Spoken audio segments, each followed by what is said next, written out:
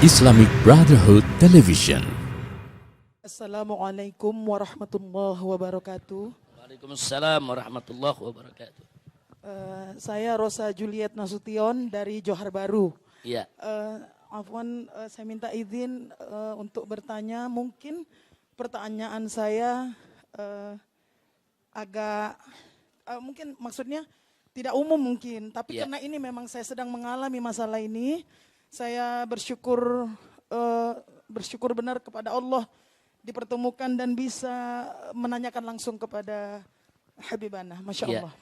Begini Habib, bagaimana di mata hukum syariah Islam? Apakah betul ada yang disebut dengan, saya karena awam, bukan sebutan saya, tapi saya mendengar orang-orang bilang itu bisa dibilang sakit lah. Seorang manusia, seorang kita nih, sering ditumpangi kemasukan jin. Apakah itu ada di dalam Islam? Ya, kalau bahasa awam kita tuh kesurupan ya. Tapi ini sering-sering, jadi orang yang melihat menyebutnya itu sakit gitu. Terus saya ini dialami anak kandung saya nomor 1, sudah hampir 3 tahun ini. Pertama-tama sekali tahun 2020 itu saya bacakan Al-Baqarah secara langsung, syariah ruqyah mandiri lah ya. Saya bacakan Quran, anak saya pun ikut saya bacakan Quran. Pokoknya menjaga wudhu segala macam, tapi sampai detik ini belum betul-betul hilang gitu. Saya hanya untuk memastikan itu betulkah di dalam Islam ada yang disebut penyakit seperti itu. Terus apakah boleh meminta bahasa awam lagi karena saya tidak mengerti secara hukumnya. Apakah boleh dalam Islam meminta doa kepada orang-orang yang kalau kita sebutnya seperti ustadz atau yang lebih karomah lah begitu, Habib. Demikian Habib, terima kasih sebelumnya, Masya Allah. Assalamualaikum warahmatullahi wabarakatuh. Waalaikumsalam warahmatullahi wabarakatuh. Bagus, satu pertanyaan yang cukup fokus dan serius. Dan ini penting buat kita semua. Ibu-ibu yang saya cintai, sebetulnya setiap manusia itu dengan keadilan Allah Subhanahu wa taala. Sebelum saya jawab soal kesurupan, kerasukan, sebetulnya setiap manusia itu dengan keadilan Allah Subhanahu wa taala di dalam dirinya ada 4 kekuatan. Yang 2 kekuatan menguntungkan, yang 2 kekuatan merugikan. Ini dibahas oleh Al-Imam Al-Ghazali radhiyallahu taala anhu dalam kitab Ihya Ulumuddin dan beberapa kitab lainnya. 2 kekuatan yang menguntungkan itu adalah pertama al-aqlu, akal. Jadi Allah berikan kita akal itu kekuatan luar biasa yang sangat menguntungkan kita. Kalau kita bisa menggunakan akal kita secara baik, secara benar. Kemudian yang kedua, kekuatan yang bagus ada di diri setiap manusia, yaitu pendamping, malaikat pendamping yang kalau Imam Ghazali menyebut dengan istilah malaikat mulhim. Nah, siapa itu malaikat mulhim? Malaikat yang tugasnya memberikan bisikan-bisikan ilham, bisikan-bisikan kebaikan kepada kita. Jadi suka memberikan bisikan, ayo sedekah, ayo berbuat baik, ayo sholat malam, ayo. Nah itu juga kekuatan. Kenapa Allah kirim ini ke malaikat mulhim mendampingi kita untuk membantu akal kita. Nah, jadi sebelum berbuat sesuatu, makanya pikirin dulu. Beri kesempatan kepada akal berpikir. Nanti akal dibantu dengan bisikan-bisikan ilham dari malaikat yang ditugaskan Allah. Insya Allah kita tidak sembarangan berbuat. Nah itu 2 kekuatan yang positif. Nah, 2 kekuatan lagi kebalikannya, yang negatif. Yang pertama adalah kekuatan an-nafs, kekuatan hawa nafsu, syahwat. Nah, itu ada di dalam diri kita. Nah syahwat ini, nafsu ini, hawa nafsu ini, itu sifat dasarnya adalah ammaratum bisu. Selalu menyuruh berbuat yang jelek. Nah, nafsu itu selalu, yang namanya nafsu itu sifat dasarnya, kalau orang kita nih bilang tabiatnya. Itu selalu mengajak berbuat buruk, berbuat yang tidak baik. Nah nafsu ini dibantu oleh setan pendamping, qarin. Nah, biasanya disebut qarin. Itu namanya setan pendamping. Setan pendamping ini yang menghembus-hembuskan, memberikan bisikan kejelekan. Untuk memberi semangat kepada hawa nafsu agar berbuat sesuai dengan keinginan syahwatnya. Nah ini kalau kita ikuti, rusak kita punya kehidupan. Nah jadi sekali lagi, Allah ini maha adil. Untuk menghadapi hawa nafsu, Allah berikan kita akal. Untuk menghadapi setan korin tadi, pendamping, Allah berikan malaikat mulhim. Nah, 4 kekuatan ini, dua-dua, ini akan bertempur seumur hidup dalam diri kita. Bukan bertempurnya cuma di bulan ini, bulan itu. Setiap saat, setiap hari, 4 kekuatan ini bertempur dalam diri kita. Kalau akal dan malaikat yang menang, kita jadi orang baik. Kalau nafsu dan setan yang menang, kita akan jadi orang yang tidak baik. Na'udzubillah min dzalik. Nah sekarang pertanyaannya bagaimana caranya supaya akal dan malaikat menang? Sebab ini kekuatannya sama-sama kuat. Nafsu itu kalau udah bertempur dia nggak pernah mundur. Kalau udah maunya. Dia alot. Begitu juga setan. Setan nggak pernah. Kalau ngegoda manusia udah nggak ada tidurnya. 24 jam kita digoda terus. Jadi yang kita lawan ini bukan sembarang kekuatan. Jadi kekuatan yang begitu dahsyat. Jadi kalau cuma ngandelin akal sama kekuatan malaikat saja, dia khawatirkan kita nggak bisa menang. Ini pertarungan. Nah, bagaimana supaya akal kita bisa memenangkan pertempuran? Nah, maka untuk memenangkan pertempuran diantaranya, 1, kita bekali kita punya akal dengan amal soleh. Dengan amal soleh. Kalau kita melakukan amal soleh, kita sholat, kita puasa, kita zakat, kita melakukan amal soleh. Itu merupakan amunisi, gizi. Supaya akal kita semakin kuat. Yang kedua, kita bekali akal kita dengan ilmu. Akal tanpa ilmu nanti bisa berpikir liar. Makanya ibu jangan kaget. Kadang-kadang ada orang gelarnya sederet. Profesor, doktor, LC, MA, MPD, dan lain sebagainya. Tapi bodohnya nggak kira-kira. Artinya bodohnya nggak kira-kira, kadang-kadang gelarnya sederet, tapi dia hina Islam, dia hina syariat, dia hina Nabi. Padahal gelarnya sederet. Padahal dia kalau bicara akal, dia orang pintar, bukan orang bodoh. Saudara, dia orang pintar, tapi bukan orang bodoh. Ya, dia ada ilmu, tapi ilmunya nggak manfaat. Nah, kenapa? Karena nggak didukung dengan amal soleh. Jadi nggak cukup ilmu dan akal saja. Ilmu, akal, harus ada iman dan amal soleh. Nah kalau kita ada iman, ada amal soleh, ada ilmu, insya Allah akal kita akan kuat. Akal kita akan bertempur habis-habisan untuk menundukkan hawa nafsu nggak bisa dibunuh. Hawa nafsu nggak bisa dibunuh. Hawa nafsu itu harus ditaklukkan, dikendalikan. Nah kalau hawa nafsu itu sudah takluk, itu disebut an-nafsul mutmainnah. Nafsu yang tenang. Nah kalau nafsu belum ditundukkan namanya ammaratum bisu.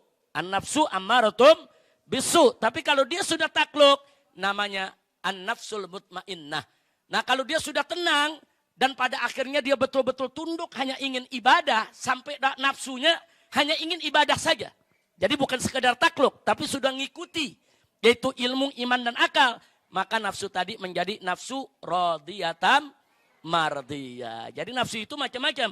Ada ammaratum bisu, ada nafsu yang mutmainnah, ada nafsu yang radiyah, ada nafsu yang mardiyah. Kira-kira jelas gak ibu? Nah tadi dikupas oleh saya punya putri yaitu Syarifah Mumtaz Syihab. Beliau tadi mengatakan kepada kita tentang zikir. Tadi kan ada bicara soal zikir. Dan beliau tadi, saya punya putri ini, Mumtaz, menyampaikan satu ayat firman Allah yang berbunyi, ala bidzikrillahi tatmainnul qulub. Jadi ingat, bahwa zikir kepada Allah itu bisa menenangkan hati. Jadi zikir kepada Allah itulah sebagai amunisi akal kita dalam bertempur menaklukkan hawa nafsu. Semakin bagus zikir kita, semakin banyak, semakin berkualitas, akal iman kita akan semakin kuat dan hawa nafsu tidak akan pernah bisa untuk menguasainya. Nah, kira-kira jelas ya. Nah, sekarang kita cerita soal kemasukan jin, kesurupan. Jadi jangan kaget kalau ada jin itu bisa masuk ke diri kita karena dalam diri kita udah ada temennya. Kan udah ada temennya tadi. Setan apa namanya? Setan korin. Saudara, jangan kaget kalau ada jin dari luar mau masuk ke dalam tubuh kita. Kalau setan korinnya kuat menguasai kita. Kalau setan korinnya menguasai kita, dia tinggal buka pintu. Jin yang mana juga masuk dalam diri kita ya ikhwan. Na'udzubillah min dzalik. Maka itu jangan buat setan korin ini punya pintu. Untuk mengundang jin lain menguasai diri kita. Nah makanya kalau kita nggak meninggalkan sholat 5 waktu, zikir kita kuat, kita baca rotib, baca hizib, baca wirid, insya Allah tidak akan kesurupan, tidak akan kerasukan, tidak akan kemasukan jin yang lain manapun. Sebab jin akan merasa kepanasan manakala masuk ke dalam tubuh kita, sementara diri kita banyak berzikir, banyak wirid, dan nggak pernah meninggalkan sholat. Kira-kira jelas ibu ya? Dan ibu tadi sudah betul. Kalau ada keluarga kita yang kelihatannya berbeda, seperti dianggap kemasukan jin atau kesurupan, sudah betul. Ruqyah, yaitu dengan membacakan ayat-ayat suci Al-Quran. Ada ayat-ayatnya, ada bagian dari surat Al-Baqarah, ada bagian dari surat Al-Jin, ada bagian dari surat-surat lain. Dibacakan, itu cara ibu sudah betul. Hanya saja kalau ibu merasa meruqyah anak ibu tidak berhasil, cari orang yang pandai ruqyah yang bisa berhasil. Biasanya ahli-ahli ruqyah yang kita cari yang akhlaknya bagus. Bukan sekedar dia bisa baca aja, bukan. Maaf, ahli ruqyah kalau nggak bertakwa kepada Allah, nanti bisa juga ngambil kesempatan dalam kesempitan. Nah itu yang kita mesti waspada. Cari ustadz atau ustazah yang baik, yang akhlaknya bagus, yang memang dia tahu cara meruqyah. Kita utus anak kita untuk diruqyah oleh yang bersangkutan. Boleh. Jadi ilmu ruqyah itu adalah ilmu yang diajarkan oleh Nabi kita Sayyiduna Muhammad Sallallahu Alaihi Wasallam. Nah sekarang pertanyaannya, bagaimana kalau kita minta doa kepada habaib, kepada kiai, kepada ustadz? Boleh, itu ajaran Nabi.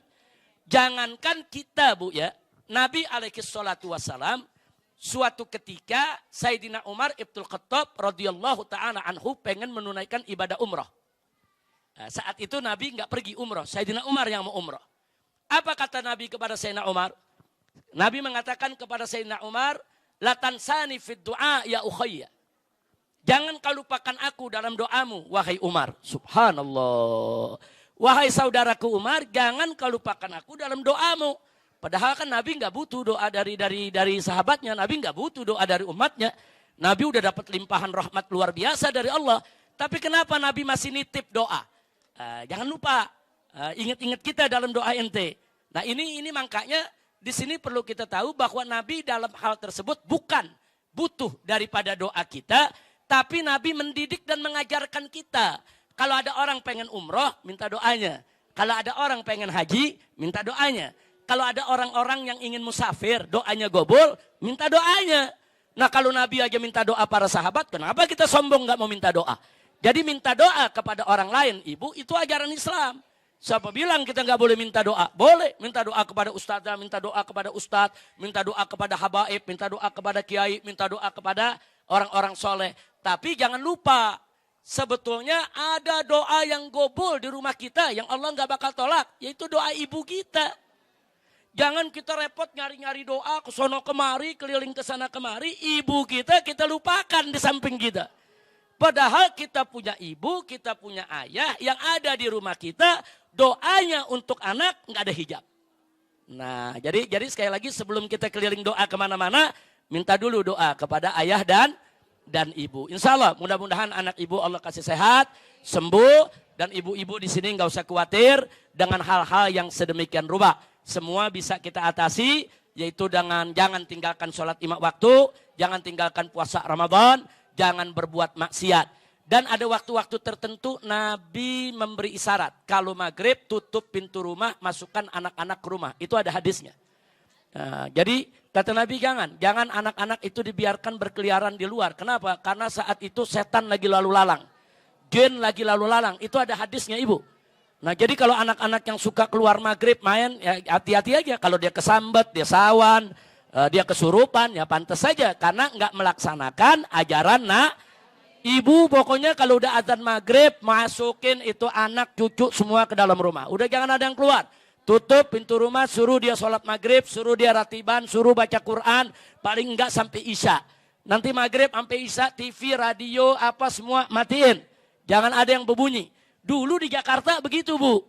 Dulu zaman saya kecil lagi nih, kalau udah maghrib di dalam rumah itu tiap rumah yang kedengeran orang ngaji. Yang baca Quran, yang baca ratib. Kalau sekarang begitu azan maghrib tiap rumah yang kedengeran, yang dangdutan, yang rokan, wah udah macam-macam. Nah ini mesti kita rubah. Jadi maghrib tutup, tunjukkan ciri kita sebagai masyarakat Islam. Masyarakat Islam itu bagaimana? Oh maghrib, sholat, kunci pintu, masukin anak-anak kecil. Jangan sampai anak kita kena gangguan setan atau jin yang ada di luar rumah ketika itu. Ini Nabi yang ngajarkan, suruh masuk itu anak-anak ke dalam rumah. Nah karena itu ibu jangan dikit-dikit kalau kita ngomong begitu orang tua, wah itu tahayul, wah itu khurafat. Enggak, ada hadisnya. Kalau anak kecil disuruh masukkan setiap maghrib. Kira-kira jelas ibu ya? Mudah-mudahan kita semua, ibu-ibu, putra-putrinya semua dijaga oleh Allah. Dijauhkan dari iblis yang terkutuk. Dijauhkan dari gangguan setan, gangguan jin. Dan dijauhkan dari gangguan ain. Ibu, di dalam hadis itu ada yang namanya gangguan ain. Ain itu, penyakit ain itu, makanya kalau ibu punya anak atau cucu yang lucu, yang bagus, jangan terlalu sering dipertontonkan depan orang. Hati-hati, nanti ada orang punya kekuatan mata yang bagaimana itu bisa menimbulkan penyakit di anak kita. Nah kemudian kalau anak-anak kita dipuji orang, anaknya bagus, cucunya pintar, jangan lupa katakan Masya Allah. Nah, katakan Masya Allah. Supaya apa? Masya Allah itu untuk mencegah. Jangan sampai anak kita kena omongan orang. Itu akhlak Islam. Nanti insya Allah di majelis ini kita tunjukkan. Bagaimana akhlak-akhlak Islam itu yang seperti tadi. Yang orang pikir itu bid'ah khurafat. Ternyata ada dalilnya dari Nabi kita Sayyiduna Muhammad Sallallahu Alaihi Wasallam. Jelas Ibu ya? Taib, saya pikir cukup karena sudah mau masuk waktu asar. Sudah masuk waktu asar.